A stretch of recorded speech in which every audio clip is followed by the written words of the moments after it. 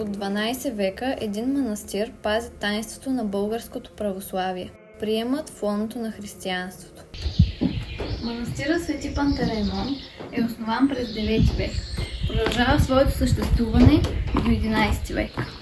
Тук се е замонашил княз Борис I. Той трябва да сложи край на езичеството, което е вековно, и това трябва да бъде направено с сила.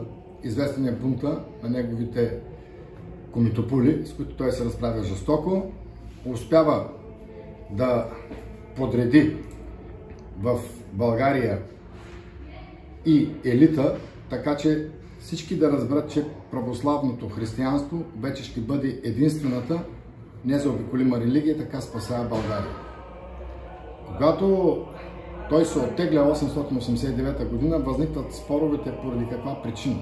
Дали по болест, дали за да даде пример на своите наследници как трябва да управлява един владетел, дали да покаже християнско смирение, дали да се покаже за онова страшно клане към онези български родове, които са му се противопоставили, но така нещо той се оттегля в манастира Свети Пантелеймон, според едни, където по цял ден се молил на каменните подове Бог да го прости. Направил това, той дава властта, както е в българската традиция на първородния син Владимир, който трябва да продължи неговото дело, но който по данни, които са в изворите, започва да води политика, която е смъртоносно опасна за България.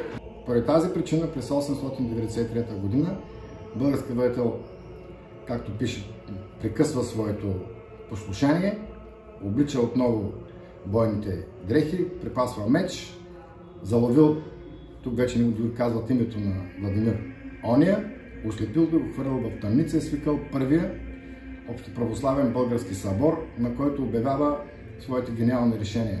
Столицата да стане Преслав, неговия трети син Симеон да стане нов владетел и най-важното, с което показва своята визия за бъдещето на България като цивилизация, обявяването на буквите на Климент Охридски, българските букви, за официални, държавни и литургични букви в нашата държава, с което полага основата на битката между православното, славянско, кирилско цивилизационно развитие на западното католическо, което е латинско, като азбука и като изказ, и на източно-римското, което е гръцко като азбука и като изказ.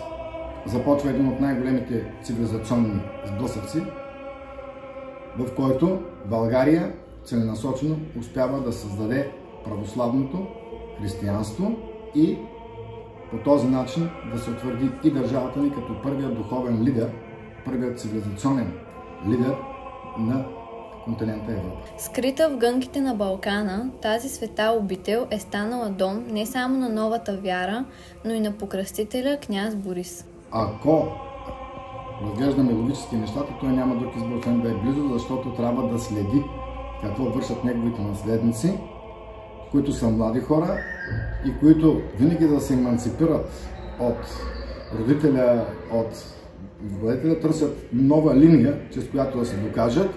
В случая той е направил правилен избор, той отвътре следи процесите. Това е манастирът Свети Пантелеймон, разположен в историческата местност Пътлейна, в планината край Старопрестолния Велики Преслав. Най-представителната сграда тук е църквата, вероятно от името на Свети Пантелеймон, и местността тук носи името Пътлейна. Първоначално църквата е представлявала кръстовидна куполна постройка с един притвор. След време претърпяла промени. Вътрешността на църквата била богато украсена, стените облицовани с рисувана керамика, а подът покрит с килим от рязана мраморна мозайка. Манастирът се превръща във важно книжовно средище по време на Първата българска държава. В него са творили Кирило-Методиевите ученици Климент и Наум, създали тук Преславската книжовна школа. При разкопки от началото на 20 век е открита мозаична икона на свети Теодор Стратилат. Това изображение от 10 век е едно от най-забележителните произведения на българското изобразително изкуство от времето на първата българска държава. На север в църквата се намира костница, а в двора на манастира няколко жилищни и производствени помещения. Именно в производствения са били разположени някогашни керамични и стъкларски работилници. Те водят и до мнението, че манастирът е бил по-скоро художествено-производствен център.